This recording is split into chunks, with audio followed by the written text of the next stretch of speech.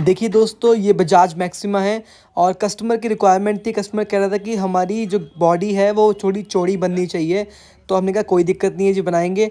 क्योंकि उसको लोडिंग ज़्यादा करनी है। इसमें जो लोडिंग होगी वो एग्स की ट्रे की लोडिंग होगी। तो उस हिसाब से कस्टमर की रिक्वायरमेंट थी थोड़ा बड़ा बने। तो हमने बॉडी चौड़ी बनाई है, जैसे कि आप देख पा रहे हैं। अगर आप ध्यान से देखें तो साइड से बॉडी थोड़ी चौड़ी दिख रही होगी आपको, जो कि हमने एकदम कस्टमर के हिसाब से बनाई है। और कस्टमर भी बीच में आके देख के गया था और कस्टमर बिल्कुल सेटिस्फाइड है। तो दोस्तों, आप भी हमारे पास आके बॉडी बनवा सकते हैं। स्क्रीन पे हमारा नंबर है।